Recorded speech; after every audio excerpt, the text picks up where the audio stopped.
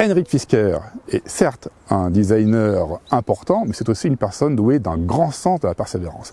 Parce qu'après avoir lancé la Karma il y a une quinzaine d'années et avoir fait faillite, le voici qui revient sur le marché avec un véhicule entièrement électrique, un SUV cette fois, l'Ocean, ou Océan en français, qui est doté ici dans sa version haut de gamme extrême de 2 moteurs pour une puissance totale de 564 chevaux, c'est beaucoup, mais c'est moins impressionnant que la capacité de la batterie qui se trouve entre les roues, qui elle atteint 106 kWh. Et ça permet en théorie une autonomie de plus de 700 km. Tient-il ses promesses, ce SUV? Nous allons vérifier. L'Ocean a beau mesurer 4,77 m de long, ce qui en fait un gros véhicule, je trouve que esthétiquement ça ne se voit pas trop. Pourquoi? Parce qu'il est bien équilibré, il est bien assis sur ses jantes, ici de 22 pouces, et il y a des détails sympatoches comme la lampe qui se trouve ici, ce décroché ici qui a le mérite de dynamiser la ligne, et évidemment ces gros passages de roues ici en plastique qui sont la signature visuelle du SUV. Mais dans l'ensemble, je dois dire que le travail de design est séduisant, ce qui est normal, vu le métier de base d'Henrik Fisker, designer. Est-ce que vous vous rappelez l'Alfa Romeo Brera, ce magnifique coupé sorti en 2005, qui avait une poupe assez massive, ornée par 2 feux horizontaux? On retrouve le même thème ici, avec une poupe donc massive, ce qui est un peu normal pour un SUV, avec ces magnifiques feux bien dessinés, très fins, à LED, qui la barrent. Moi j'aime assez le look général. En revanche, il y a un défaut, c'est que cette lumière intérieure qui est quand même très basse. Alors c'est pas très bon pour la visibilité, parce que quand on recule, on n'y voit rien. Heureusement, il y a une caméra. En plus, ça empêche d'installer des essuie-glaces. Parce que imaginez, il ne pourrait pas avoir une largeur supérieure à ça. Donc il n'y en a pas, et quand il pleut, elle se salit très vite. Particularité du Fisker Ocean, son Solar Sky, un toit doté de panneaux solaires, un toit qui reste ouvrant et transparent, mais surtout qui est capable d'offrir à la voiture suffisamment d'énergie sur 1 an pour qu'elle puisse rouler 2400 km en mode zéro émission. Ça paraît un peu optimiste, mais ça a le mérite d'exister. De prime abord, l'habitacle a l'air très séduisant. Moi, j'aime beaucoup le dessin épuré, mais pas trop. On peut apprécier par exemple le fait que Fisker ait jugé bon de garder des commandes physiques pour la clim, ça c'est très pratique. Devant soi, on trouve un combiné d'instruments qui est simple et lisible, peut-être un peu trop simple, je vous dirai pourquoi tout à l'heure. Et puis il y a des gadgets rigolos, voilà. On a une voiture américaine, donc ça passe par des gadgets. Par exemple, si j'appuie sur le bouton là, ça fait tourner l'écran. L'affichage revient. Bon, c'est pas mal. En plus, ça dégage l'horizon. Moi, j'aime assez. Alors, il y a d'autres éléments qui sont plus discutables. Il n'y a pas de boîte à gants. Ça, c'est un souci. À la place, on trouve une espèce de tablette. Voilà. Bon, je ne sais pas trop ce qu'on peut mettre dessus, mais elle a le mérite d'exister. Il y a ici un accoudoir. Sous l'accoudoir, un rangement. Et dans le rangement, une autre tablette. Voilà, si on a un petit creux au volant, on peut faire ça. C'est strictement interdit quand on roule naturellement, et si on pose à mon avis son burger là-dessus, à la première accélération, il vous tombe entre les jambes. Pas une bonne idée. Bon, il se trouve que les Américains aiment bien travailler au volant dans les embouteillages. Je rappelle, en France, ceci est interdit. Il y a d'autres éléments plus intéressants que ces tablettes assez peu utiles quand on roule. Là, on a 2 recharges de smartphone par induction, ça c'est pratique. Des porte-gobelets, c'est une américaine, donc c'est un passage obligé. Et pour compenser l'absence de boîte à gants, nous avons sous les sièges, ici, des rangements fermés. Là, on peut mettre des petites choses, c'est en dehors de la vue. Il y a ça du côté passager et du côté conducteur. Donc on a compensé un rangement par un autre, c'est pas mal fait. Donc, on a ici donc un grand écran central, joli à regarder, moyennement réactif cela dit. Bon, il y a beaucoup de menus, beaucoup de paramétrages, beaucoup mais pas assez. Là par exemple, je vais dans les réglages, et le problème c'est que les aides à la conduite sont tout à fait minimales. Par exemple, il n'y a pas de système de centrage sur la voie. La voiture va aller d'une bande à l'autre, mais elle est incapable de rouler au milieu. Ce qui est assez aberrant dans la mesure où on a un système de cet ordre, par exemple dans une Clio de base. Il n'y a pas non plus de régulateur de vitesse actif. Voilà, donc la voiture ne sait pas régler la distance avec celle qui la précède. Alors on nous raconte que tout ça va arriver au fil des mises à jour, je veux bien le croire, mais pour l'instant, ça n'est pas actif. Alors, un autre souci, c'est qu'il n'y a pas réellement d'ordinateur de bord. Alors par exemple là, je vais aller sur le menu charge et on voit à peu près les kilométrages qu'on a parcourus.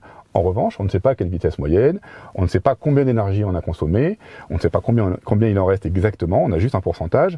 Et ça, sur une voiture de ce prix, c'est un petit peu embêtant. Voilà. Pareil, ça peut arriver lors d'une mise à jour, mais sur notre modèle d'essai, en tous les cas, il n'y en a pas. Donc pour calculer les consommations, il va falloir faire des petites opérations avec la calculatrice du téléphone.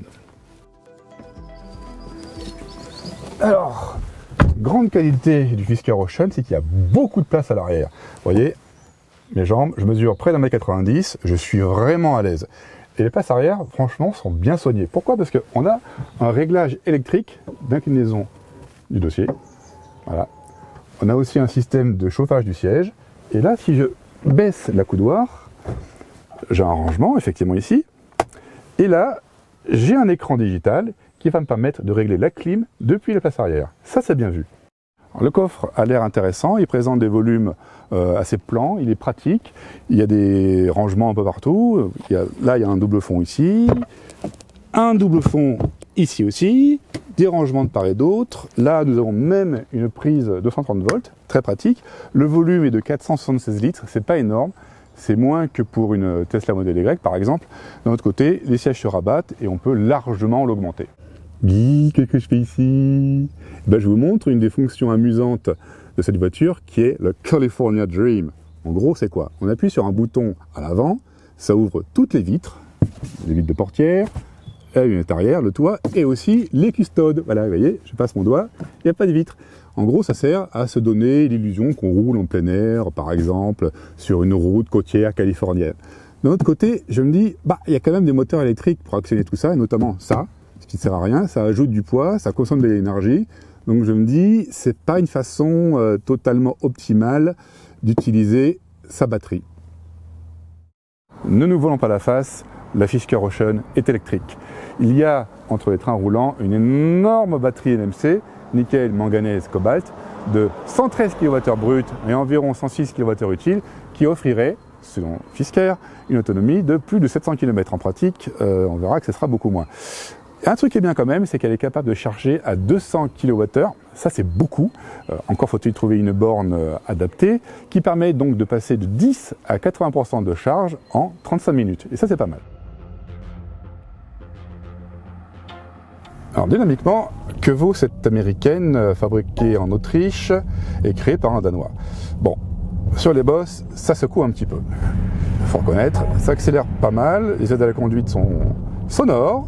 Mais il y a un autre souci, là on prend un virage, je tourne, je mets les gaz, et le problème c'est ça, c'est qu'elle manque de motricité en virage, on a entendu la roue intérieure cirer, après elle s'est mise à tirer vers l'extérieur, c'est limite un peu scabreux, et pourtant on est sur le sec, alors sur le mouillé je vous raconte pas, ça c'est bizarre, le petit patinage et l'ESP j'ai l'impression réagissent trop lentement, et c'est dommage parce que à la base le châssis est bien équilibré. Il y a beaucoup de grippe, hein, parce qu'on a des pneus Bridgestone Potenza qui sont sportifs, donc très adhérents.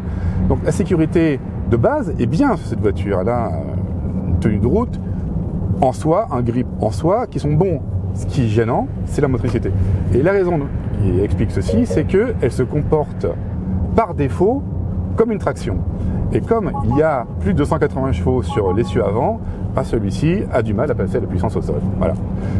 Ensuite, un autre défaut, c'est que les aides à la conduite sont incomplètes, donc il n'y a pas de centrage sur la voie. Il faut bien aussi se souvenir, à chaque fois qu'on redémarre, de couper les aides qui existent encore par défaut, parce que sinon, ça bip tout le temps. Ça bip quand on roule sur une ligne blanche, ça bip quand on dépasse la vitesse réglementaire, ça bip quand on passe en dessous. Ça bip de partout, et ça, c'est franchement agaçant. Dommage, parce que la base est bonne, je le répète, les reprises sont très très conséquentes. Là, par exemple, je vais me mettre en mode aller hyper, et j'accélère et ça part tout de suite, quoi. C'est une voiture vraiment performante, hein. De ce point de vue là on n'est pas volé. Il manque un peu de mise au point en matière d'aide à la conduite, il manque un peu de mise au point en matière de SP, d'anti-patinage. Voilà, peut-être qu'à la prochaine mise à jour on aura droit à ce qu'il faut. Bon, ensuite la consommation, je ne peux pas vous dire en direct parce que il n'y a pas d'indicateur. C'est pour ça que l'afficheur central on n'en a pas, et l'afficheur qu'on a devant soi non plus.